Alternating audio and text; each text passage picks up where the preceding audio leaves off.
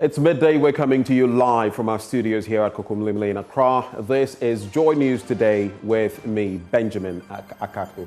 In our headlines, the finance minister hints at an ongoing review of taxes and charges at the ports, many of which he says do not reach the government. We'll take details from him shortly as he previews the 2025 budget on X Spaces.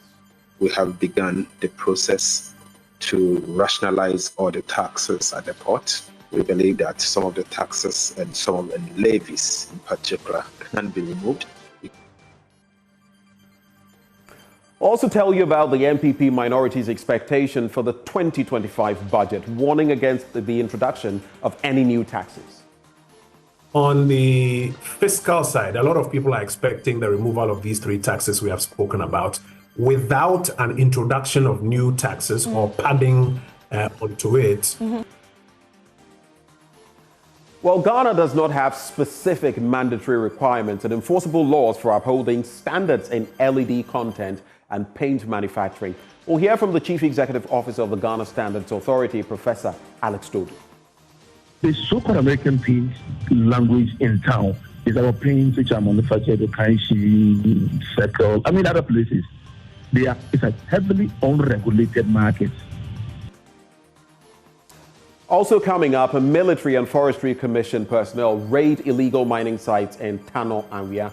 Now, some miners evade arrest and resume operations. We'll bring you the details on that. We also have business, sports, and showbiz. We are your home of independent, fearless, credible journalism. Please stay.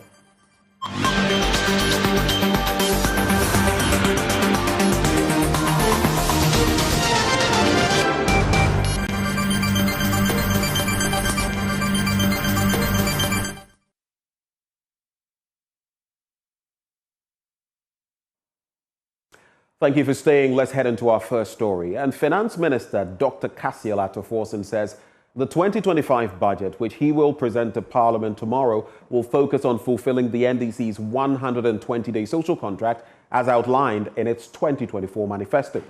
Speaking during an X Spaces discussion with young people on Monday evening, he reiterated the government's commitment to significant tax cuts, including the removal of the E-Levy and other similar taxes.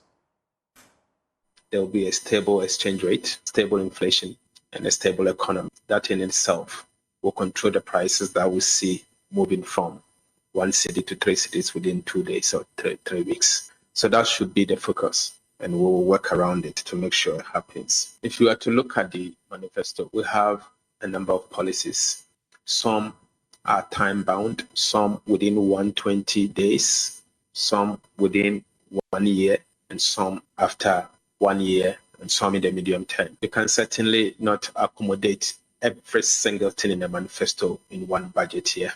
The focus will be to identify those that we pledge to complete and implement in the first year and within the 120 days. And then also we plan to implement the medium term policies as we have pledged with the people. And so we will ask for the general public to understand that some are time bound.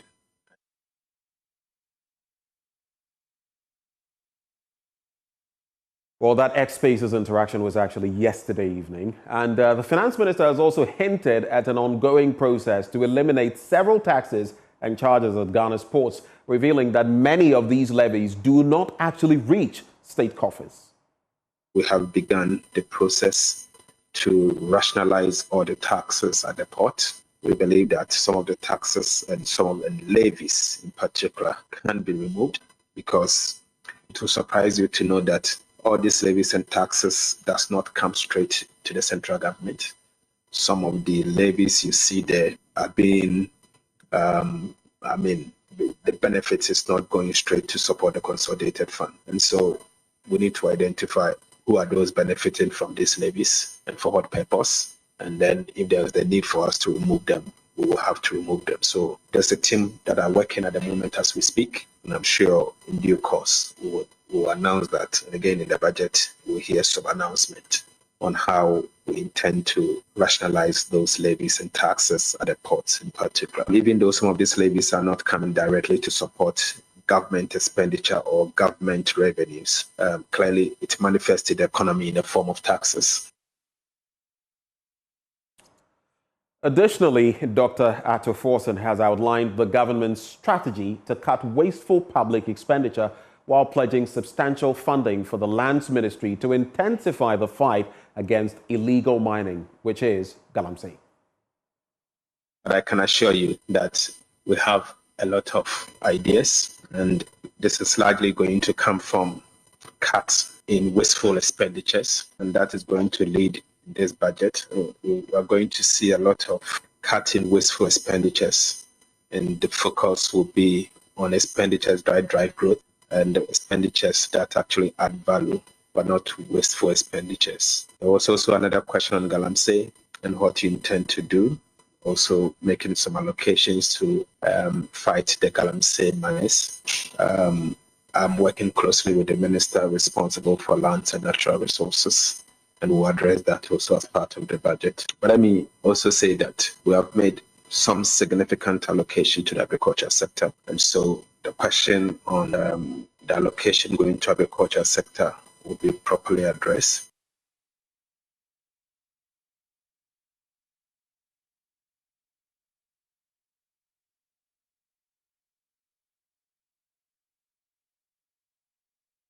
Well, meanwhile, former Information Minister and now Minority Spokesperson on the Economy, Kojo Nkrumah, says the opposition expects the Finance Minister to present a truthful account of the economy inherited from the NPP administration. He has also cautioned against the introduction of any new taxes.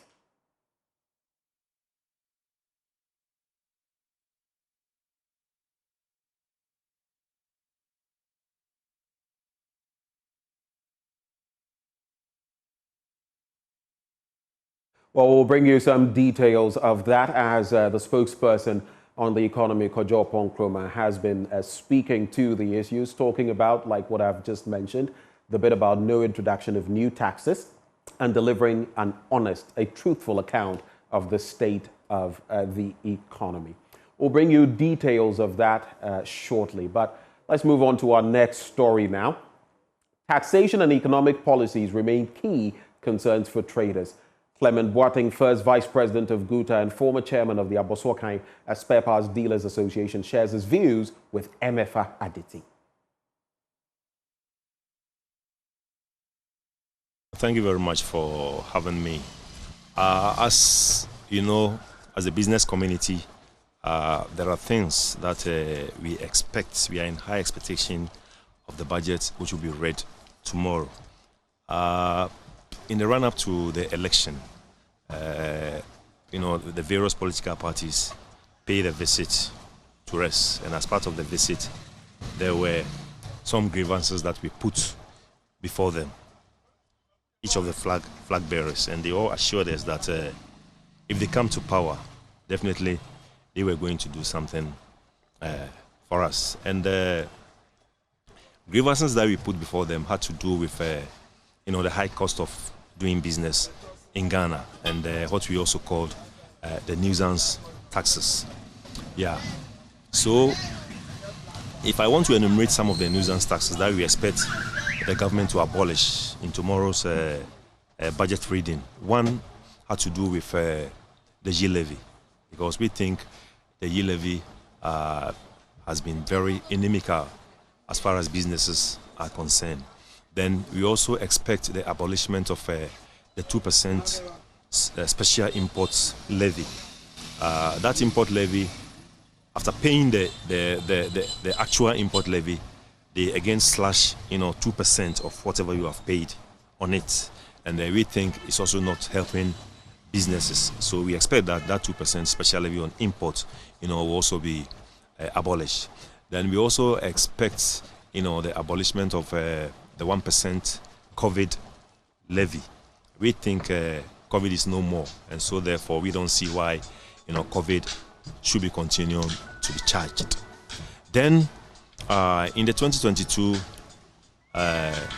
budget, the media budget of the previous government, there were some taxes which were introduced. That is the 20% tax on mineral water, locally produced mineral water, and then fruit juices. We think that tax is not the best. It's not promoting the locally manufactured beverages, And so we think it must be taken off. And also, they also introduce 5% tax on profits before tax on corporate companies. We also think that 5% tax should be taken away. And then they also introduce another 20% tax on companies, which we called a growth and sustainability levy that they also introduced. We also think that levy must also be abolished. And then one of our expectations also had to do with the VAT regime, which is currently being practiced in the country. We have three regimes. We have the standard regime of 22%, and then we have the flat rate regime of 4%, and we also have those who are not paying at all by the way of they not being in the threshold. If you are in the standard rate, then your annual turnover should be above 500,000 Ghana cedis. Then you have to pay the standard rate. If you are in the flat rate, your annual turnover had to do with 200,000 Ghana cedis. And then those below the 200,000 cedis does not collect VAT at all. And as we all know, VAT is a consumption tax. It is the customer who is coming to buy that has to pay the VAT. And the customer is under no compulsion, to buy from a VAT registered person. So it doesn't make the playing field leveled. So we think the whole regime must be structured. So therefore, if they decide to go with 1%, then it must cut across, because countries like Dubai do charge VAT of 5%, and it cuts across. Everybody is in there to pay. So we expect the restructure of the prevailing VAT regime. Then we also want to see measures that they will be putting in place, to make sure that our cedi, continues to gain stability. Well, for some time now, it's been okay, but we think where it is now, the rate is still too high. So we expect measures that will, bring the foreign currency down for our local currency, to go up there. Let us take a stab now at that previous story where the minority spokesperson on the economy, Kojo Nkrumah, is calling for honesty as far as the presentation of the budget statement is concerned. Governments, expense so much of this country. The economic record of this country is not in the mouth of any politician to mouth. The Ghana Statistical Service, and I understand later this morning, they're even going to do some work on the latest GDP numbers. The Bank of Ghana and other institutions of state regularly publish Ghana's economic record. I think that the minister should desist from any invitation from political forces to juice up the numbers to paint a more bleak story of the Ghanaian economy than is. Because if he does that, he will scare investors away. If he does that, he will not be true to the economic record of the country. What we need to do is to be true to the record and to build on the successes so far. That's number one. Number two, on the fiscal side, a lot of people are expecting the removal of these three taxes we have spoken about without an introduction of new taxes or padding onto it, some more VAT on other sectors, which will end up crippling other sectors of the economy. Right. We all agreed before the election that taxes were a bit high and we needed to take off some of the tax handles. Taking them off is what is expected, not taking them off and replacing them with some more VAT or taxes on other sectors that will cripple other sectors of the economy. You recall earlier this year, about 3 weeks ago, we came to Parliament with a whole statement advising the government that a lot of attention needs to be paid to PPP because cutting revenue must be compensated for, not by introducing new taxes, but by cutting expenses.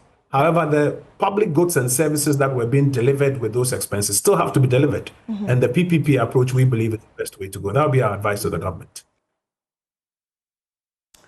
Now, the August House of Parliament has formally established all select and standing committees after more than 2 months since the 9th Parliament was inaugurated. It comes as Finance Minister Dr. Ato Forson prepares to present the 2025 budget to Parliament on Tuesday. The committees will be tasked to consider the budgetary estimates of the various government agencies before the entire Appropriations Act is approved by the House. So, who leads which committee? Parliamentary Affairs correspondent Kweku Asante has the details. The powerful Finance Committee, which will consider a bunch of estimates of the 2025 budget, will now be chaired by Isaac Adongo, with the NPP minority tapping former Finance Minister Dr. Mohamed Amin Adam to be the ranking member. The Subsidiary Legislation Committee, which will be chaired by an opposition MP, will now be led by Patrick Boama, with Medina MP Francis Susu serving as the ranking. Another committee, which is chaired by the opposition, is the Assurances Committee, which will now be chaired by former Defence Minister Dominic Nitiwo. The Public Accounts Committee will also be chaired by an NPP MP, and Abna Osei Asare, a former Minister of State at the Finance Ministry, will step in the shoes of former MPs James Klucha Aveji and Kweku Menu to chair this committee tasked with ensuring the judicious use of public funds. The Budget Committee will also be chaired by another NPP MP, Kuku Kwatin. The Constitutional and Legal Affairs Committee will be chaired by returnee NDC MP Shaibu Mahama. The Food and Agri Committee will now be led by Dr. Godfred Seidu Jasso. Alhaji Collins Dauda, currently the longest ever serving MP, will chair the Lands and Natural Resources Committee, with Dr. Market Nawani also leading the Health Committee. His ranking member will be former chairman, Dr. Nana Ayew Afriye. Alfred Oko Vanderpoy will chair the Foreign Affairs Committee. Former Lands and Natural Resources Minister Samuel Abujinapo will be the ranking member. James Agalga will chair the Defence and Interior Committee, while Dr. Zaneto Ajeman Rollins will chair the newly created Security and Intelligence Committee. Peter Nochuko Toy will chair the Education Committee, with Emmanuel Kwesi chairing the Energy Committee of Parliament.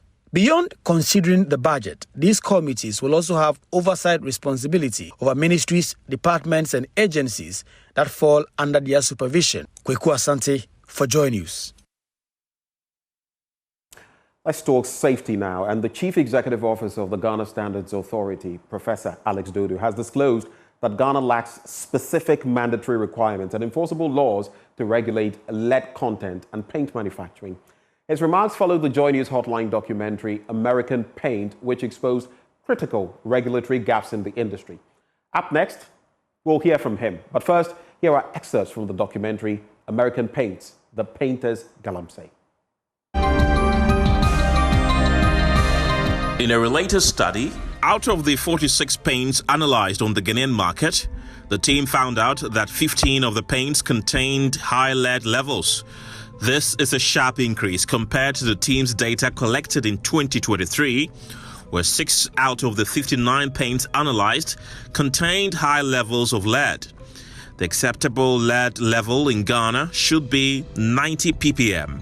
However, of the 15 high lead paints, 5 were found to be new brands on the Ghanaian market. Also, 4 paints that were less than 90 ppm in 2023 were now above 90 ppm. The highest lead content found in one of the paints stood at 200,000 ppm. That means any household that uses this particular paint is exposing pregnant women and children to lethal brain damage and other neurological problems. Lead is added to paint as a pigment or a drying agent. As this paint ages, lead in chips and dust contaminates living spaces and is easily ingested by small children. Even low levels of exposure can torpedo kids' IQ, motor skills, and other important neurological functions, and have been linked to poor academic performance, behavioral problems, and criminal activity. Dr. Charles Kranche is head of product certification at the Ghana Standards Authority. If you have lead in paint that exceed this limit, prolonged use, mind you, this lead is an example of a heavy metal. Now, these metals, once introduced into the body, it takes a very long time. One, they're able to bioaccumulate. So then if you paint your room and the paint contains lead, you'll be exposed to this lead over time. And these things will build up in your system. So then it can result even in a neurological damage, whereby you start having issues with your nervous system. There's also, you can even have some of your organs impairing. And even when it comes to children under 6 years old and pregnant women, it has its own detrimental effects. But EPA's technical officer on lead, Lovelace Sapon, says since the observation was made, some local manufacturers have worked on the lead levels in their paints. Currently, about last year, we did some studies on the market. We went to the market, took some samples, and did some analysis. Fortunately, what the importers and the manufacturers have been saying, that they are aware that leaded paint is not safe and that they no longer produce it and it is obsolete.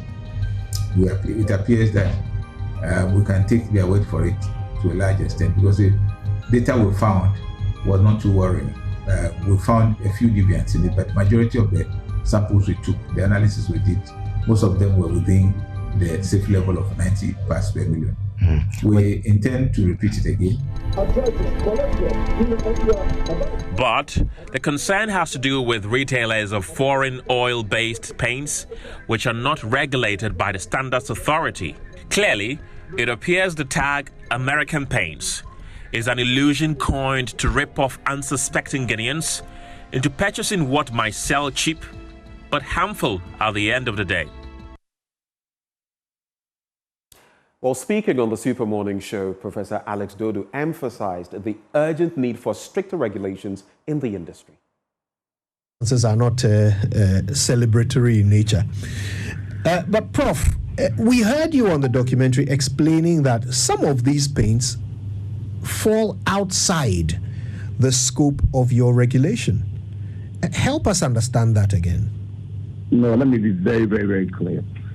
Paints generally will be under the regulatory control of the Ghana Standards Authority. There's no doubt. We have met importers, local manufacturers. We have conducted extensive study.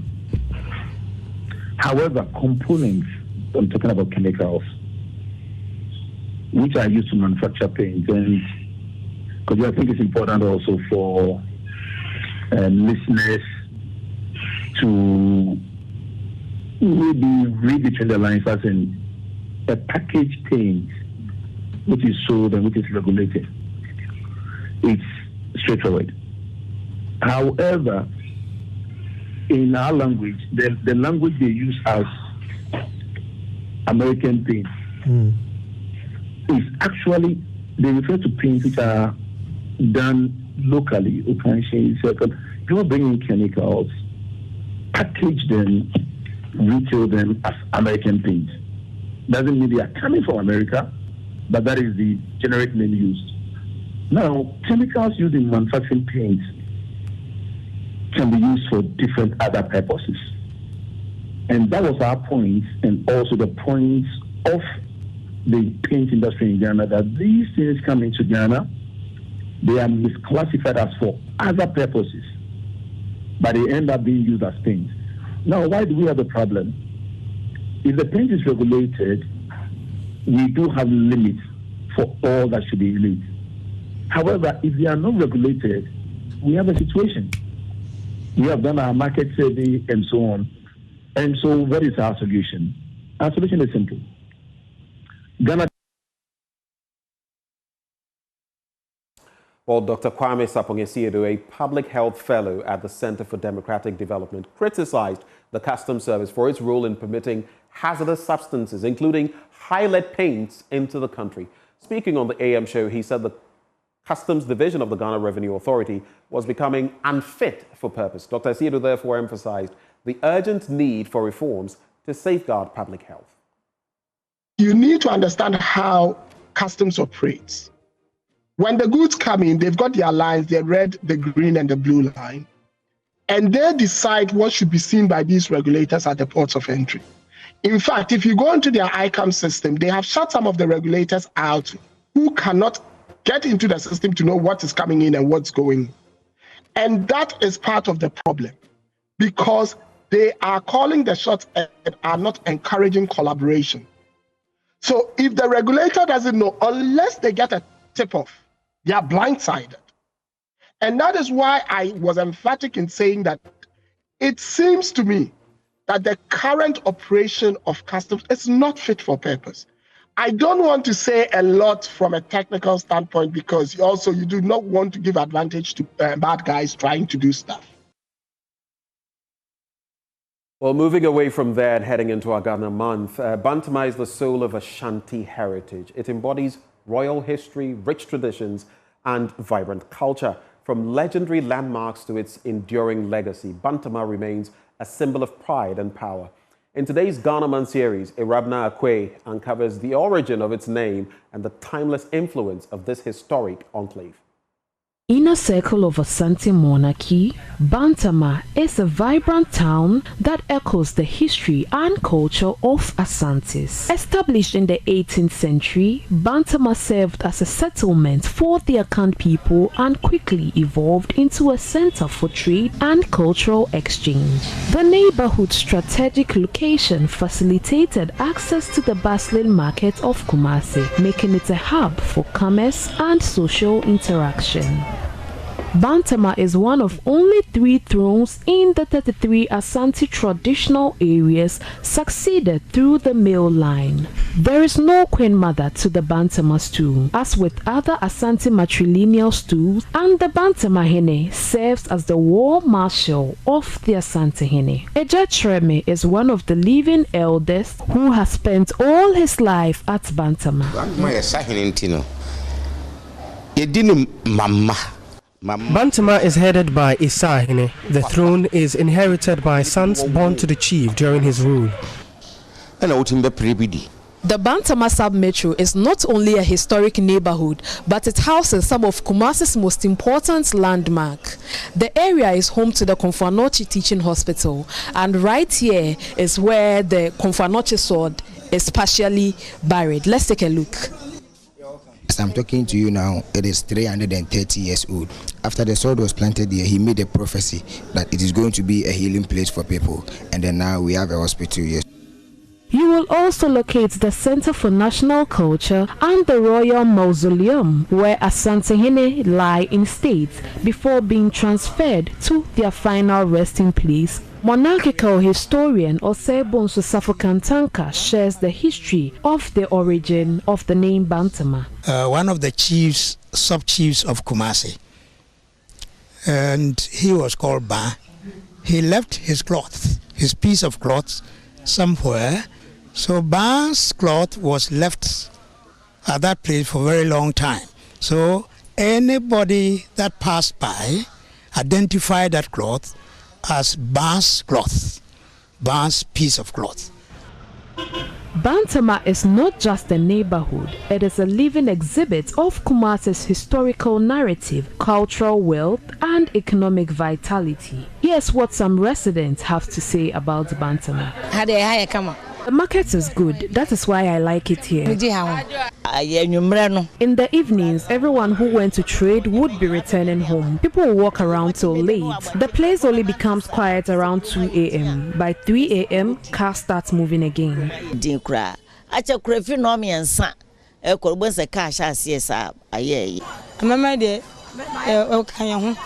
Tradition is part of us. We live with elders. The elders teach us and correct us when we're wrong. We used to play tete. It's now called Tuluku. When I was young, that was our favorite play in Bantama. The police always patrol here. We don't have any problem by the time we return in the morning. Bantama's historical significance and continued relevance make the place a cornerstone of Ashanti region's cultural landscape. Right here at Bantama, my name is Irabna Akwe. Let's talk wildlife conservation now, as bush meat traders in the Ashanti region have made a commitment to stop selling pangolins to conserve the endangered species. The group has further pledged to raise awareness among hunters about the critical status of pangolins, urging them to cease hunting the species and join efforts at preventing its extinction. The traders have recognized the urgent need to address the rapid depletion of pangolin populations which are heavily hunted for their meat and scales, often destined for international markets. Mahmoud Mohammed Nuruddin has more. Queen Mother of the Traders Comfort Badu states that they would ensure all hunters who bring bushmeat are promptly informed about the situation. We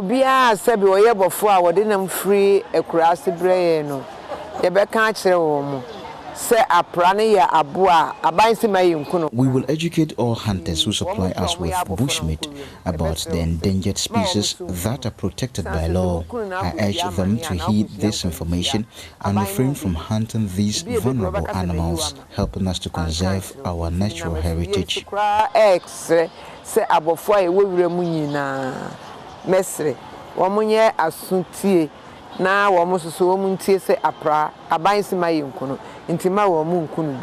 Another trader, Efia Ajima, also advises all traders to notify the hunters so that they will refrain from bringing the meat to them. We urge everyone to contact their hunters and spread the word. Pangolin hunting is strictly prohibited. Let's work together to protect these endangered creatures.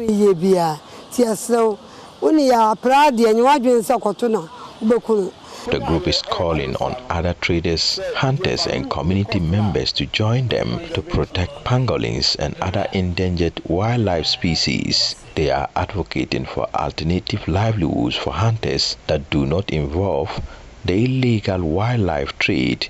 Zoo manager at the Kumasi Zoological Gardens, Dr. Meire Ziaka, shares his enthusiasm about the traders' positive response and their willingness to support the Wildlife Division of the Forestry Commission. If the people who actually receive these animals from hunters and sell them are now saying this, then it is exciting to us as officers from the Wildlife Division of the Forestry Commission who have been mandated to protect the wildlife resources of our country. So today is a very important day. We thank INEC and all the stakeholders who have actually made this very possible. And for us to get this feedback, to me, we have achieved our main aim. Executive Director of the Institute of Nature and Environmental Conservation, David Kwating, highlights the critical need to raise awareness about both the urgent threats facing pangolins and the global efforts aimed at reversing the trend. He emphasizes the importance of continuing to shed light on these issues to ensure the protection and conservation of these unique creatures. Not long ago, a seizure was made in Malaysia, and it is believed that that seizure, the pangolin scales came from Ghana. So there's a serious international trade, illegal international trade of pangolins going on.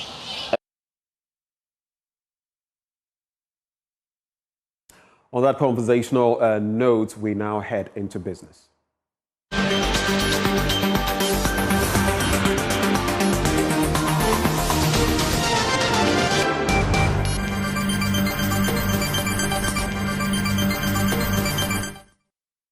Welcome back to business here on Joy News today. My name is Winston Paki, and now to our first business story. Ghana's economy grew by 5.7%, an increase from 3.1% recorded in 2024. There's more in this report. We look at GDP and GNI per capita, given the 1 trillion Ghana cedis that was recorded in the year 2024, and with our current population projection of about 33 million persons in Ghana, GDP per capita in the year 2024 was 35,632, and GNI per capita was 34,344. So this is the gross domestic product per person, given our population projections figures for 2024. Highlights of Q4 GDP estimates. In the last quarter of 2024, in current terms, GDP oil estimate was 331 billion Ghana cedis, and in constant terms was 53 billion Ghana cedis relative to 51 billion Ghana cedis that was recorded for the same time in 2023. From a non-oil perspective, The current GDP value for the last quarter of 2024 stood at 324 billion Ghana cedis, and in constant terms, having adjusted for the effect of price changes, GDP in the last quarter of 2024 stood at 50 billion Ghana cedis. From a GDP at basic prices perspective, we continue to see the dominance of the services sector, with the services sector contributing 49.2% of the GDP estimate in the last quarter of 2024. This was followed by the industry sector, 31.9%, and the agricultural sector, 19.1%.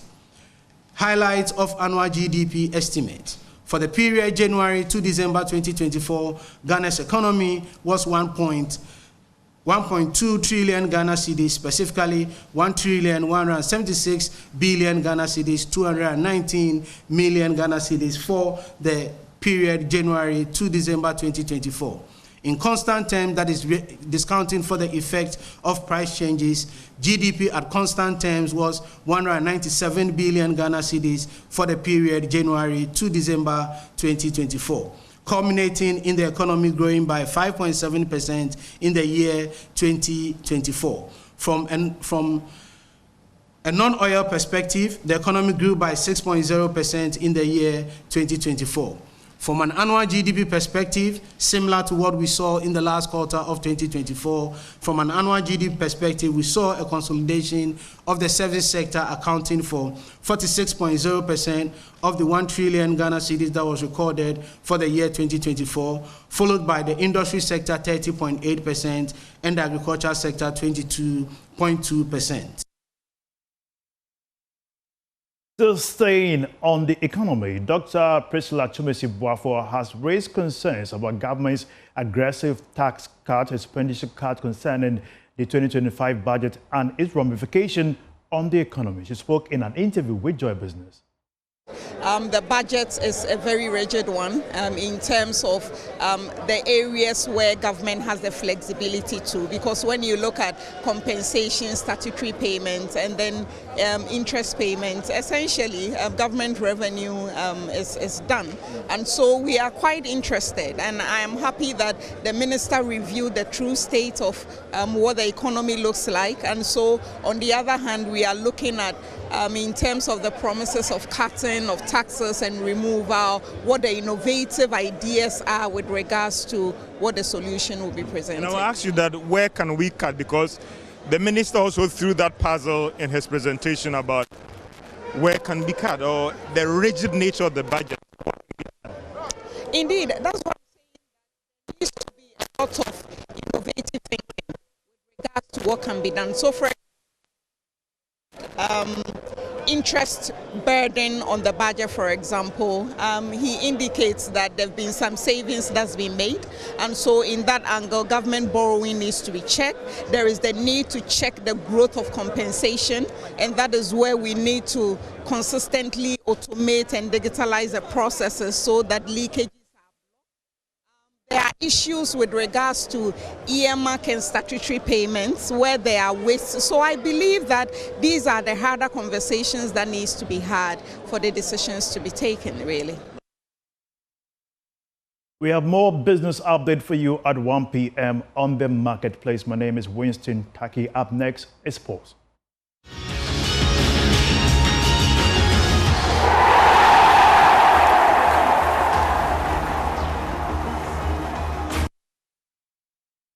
Time to bring you sports here on Joy News today with me, Muftau Nabila Abdullah, the Managing Director of Trust Sports Emporium. Shirley Akwa-Harrison has attributed the lack of women involved in sports to the school system. According to her, many females do not get themselves involved in sporting activities during their days in school. Hence, the failure of many women when it comes to participating in sporting activities at the highest level. When I was growing up, we did 7 years in secondary school. So Form 1 to 5 and then upper 6 before you go to the university. I started running when I was in Form 1, which is like JHS1 now. That was when I started running. By Form 3, I was a member of the school team. because you are always practicing, and when you are in school for the full 7 years, you are jogging every morning, you are training. Even when you come home, you have the opportunity to jog a bit, etc. So you build the resistance, and you build you hone your skill in whatever you are doing. These days we have 3 years SHS. JHS, they don't do that much sports, and most JHS is not boarding, they are home. Let's give the scenario. Let's say you have 2 children, 1 boy, 1 girl, 17 years. If the boy tells you, I'm going to the basketball court to practice, as a parent, as a mother, you find it easier to allow the boy to go than for the girl to tell you that I'm going to the... Why is that the case? Exactly, I never because get to understand culturally, the woman should be in the kitchen. So you have people say that but that is what the person wants to do. But culturally, we think that the woman should stay at home and be a home mender. So that must be the first thing we tackle. Exactly. So because they don't have that long 7 years to be in school where they can go through all that and build their skill, when they come home, they don't have that opportunity. And unfortunately, a lot of the parks that we had in our neighborhoods have been sold out for estates and churches, etc. So even at home, the facility to even go and practice whatever you have is not available. The president of FIFA, Gianni Infantino, and the president of the United States of America, Donald Trump, they have unveiled the FIFA Club World Cup trophy. The competition is scheduled for this summer, and it was unveiled in the White House. There is 100 days to go for a new competition that we created together. The FIFA Club World Cup, the best clubs in the world with the best players in the world. So we can show this is a unique trophy. This is the trophy, but it's not finished because it's unlike any other trophy. There is a key. Oh, wow. There is no other sports trophy like that. Oh, that is good. Whoa. Yeah. Oh, you gotta be kidding. Yeah. Wow. Wait.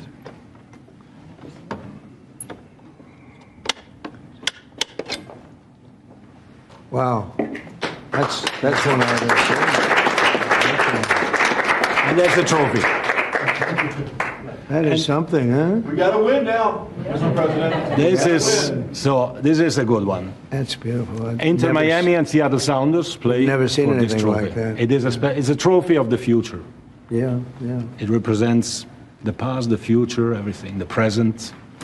And this will be at the White House for a little while. Yes. So if anybody needs a picture or anything, you can take it. But this is. If you like it, Mr. President, it can stay here. Just on the 13th of July, you should take it with me. Let's leave it here. To the stadium to give it to the winners. They can take a picture, then we bring it back here after the picture. Good. Let's do that. We'll leave it here. We'll have it in the White House quite a bit. Excellent. It travels a little bit also, but I appreciate it. That's good. And no, this can definitely stay, right? Anyway, thank you, Johnny, very much. Thank you so much. Congratulations. Thank you.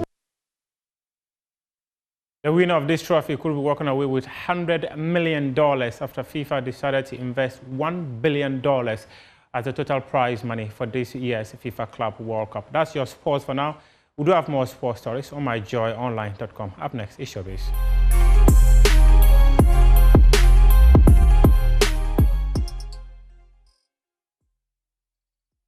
Hello there, good afternoon. You're welcome to the Showbiz segment with me, Jacqueline Ansaba Yeboah. To our first story, just call him the Dancing King. King Charles has shared a playlist of songs that resonate with him. And guess what? Ghana's very own Daddy Lumba has made the cut. His high life classic, Mpim Pim Domi, has earned a royal spot, proving once again that Ghanaian music stands the test of time.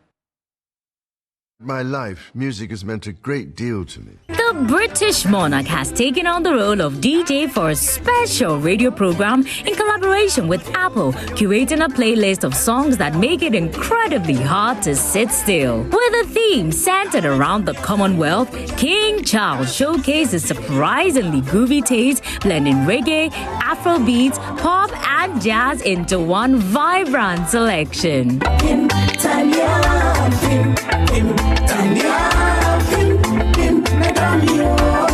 Joining Daddy Lumba on this royal playlist are music legends like Bob Marley's Could You Be Loved, Beyonce's Crazy in Love, Davido's Cante, and Grace Jones's La Vie and Rose.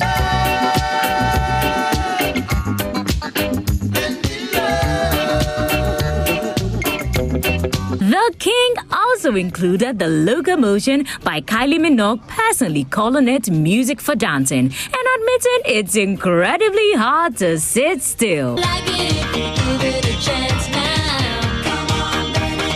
Other stars gracing the list include Mariam Makiba's The Click Song, Michael Bublé's Haven't Met You Yet, and Arrow's Hot, Hot, Hot. With this rhythm-packed lineup, we wouldn't be surprised if King Charles had some secret dance moves of his own. Well, if King Charles is grooving to Daddy Lumba, then Ghanaian High Life just got the ultimate royal seal of approval. Pim Pim Dome is now officially a song fit for a king. Jacqueline and Sumaya Boy's report, read to you.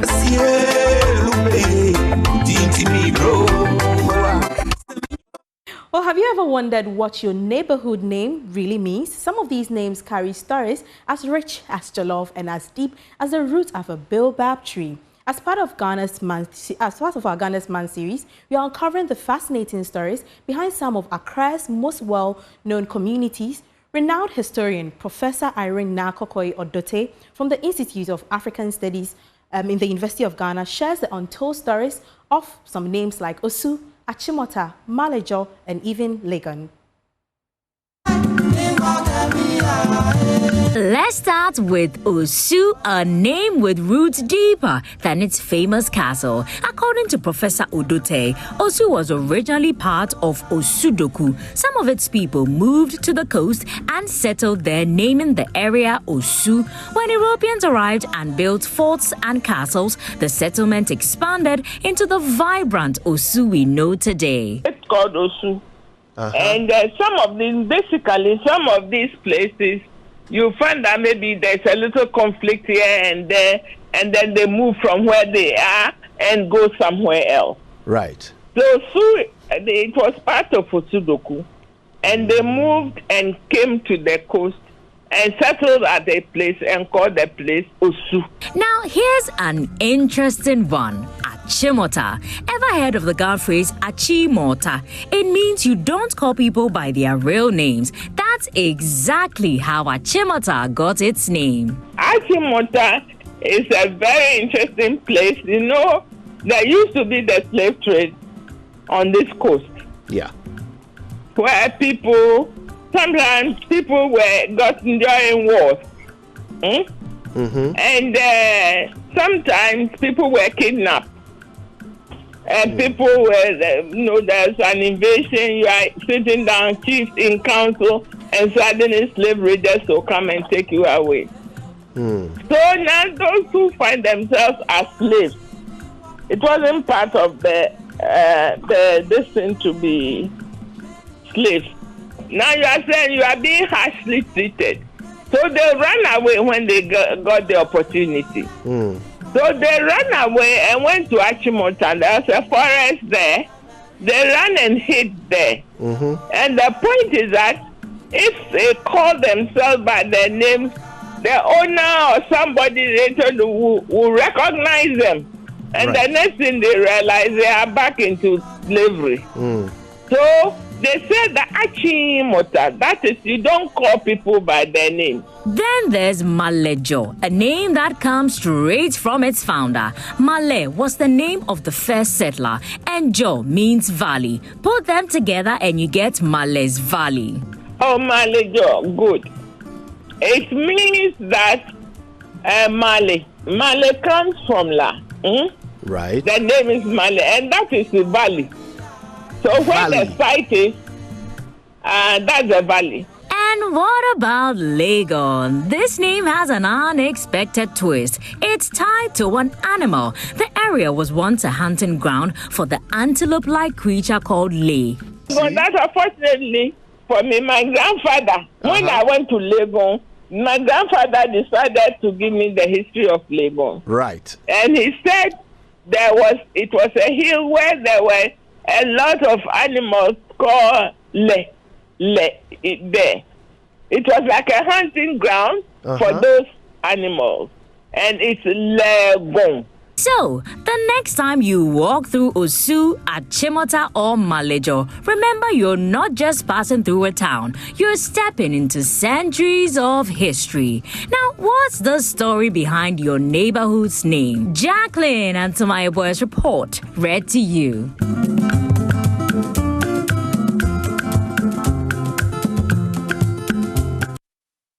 On that Ghana month note, is a wrap for the Showbiz segments with me, Jacqueline and Suma Yabwa. Over to you, Ben.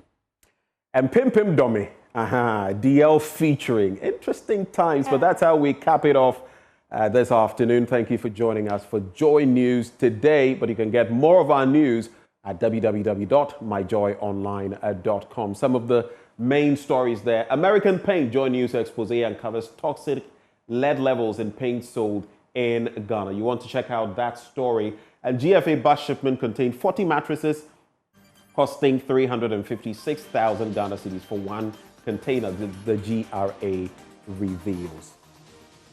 It's a wrap for Joy News today, and this is how we sew it up. Do stay for the rest of our programming.